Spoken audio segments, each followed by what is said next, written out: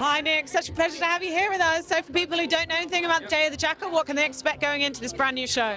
I'd say you got to expect like a high-octane spy thriller. It's kind of edgy as sea, twists and turns. I mean, it's got such high production value, great characters, some great actors in it. I mean, you get to see Eddie Redmayne play the Jackal. I mean, it's pretty perfect casting. Of course, you know, the book was written back in 1971. There was a film adaptation back then. But this feels like not just a remake, but a complete reimagining of the story, bringing it into the contemporary world. What was the appeal for you of doing that?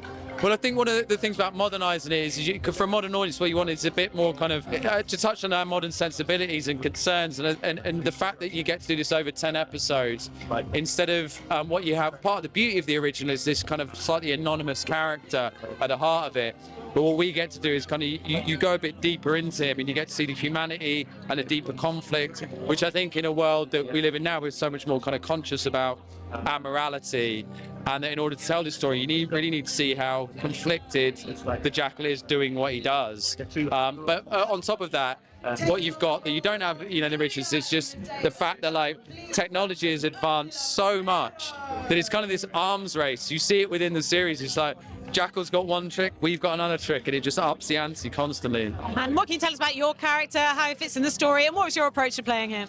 Yeah, so Vince is an old colleague of Bianca's. He's working in police protection unit, and then is brought on board and kind of joins her team. So kind of like Bianca's right-hand man, and offers her a kind of sense of home, sort of something grounded, a bit of an anchor for her in this kind of high-stakes world that they live in. And I think what you see is beautiful with both of those two characters is that while they're amazing at what they do and like, you know, proper professionals, they also kind of have just kind of like a real lovely connection that you see their humanity, you know.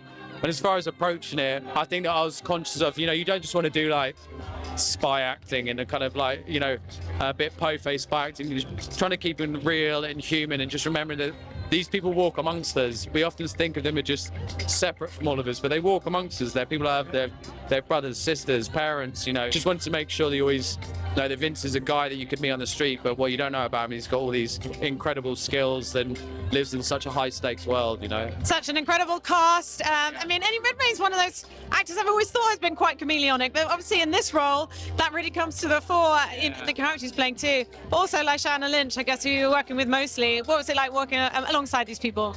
Oh, it's such a pleasure. I mean, Eddie's such a gentleman. He's such a pro, and so kind of humble and down to earth, and just, like I say, professional. Like, he just wants the best out of every scene, you know, to tell the story in the best way possible.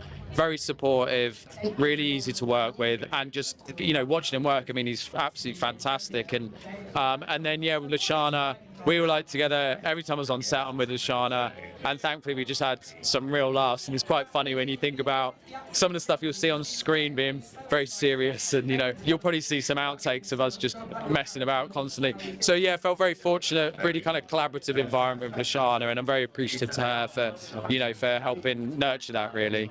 Did you have some highlights, some favourite moments? I mean, I know you were filming so many different locations, and on the flip side, were there any challenging bits? I enjoyed Croatia. We did a bunch in Croatia, and we caught the tail end of the summer.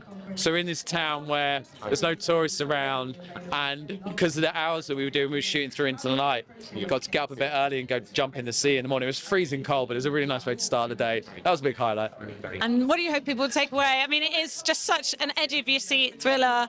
You're really there, gripped to it every episode. What do you hope people take away from watching it? Well, I'm pretty confident that you're just going to, at the end of each episode, you're just going to want to watch the next one, because it's got so many twists and turns.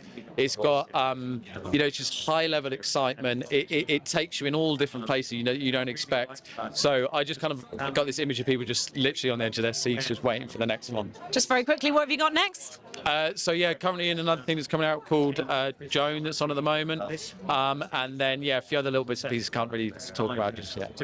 Thanks so much for your time. Really enjoyed tonight. Nice to meet you. Thank you. Cheers.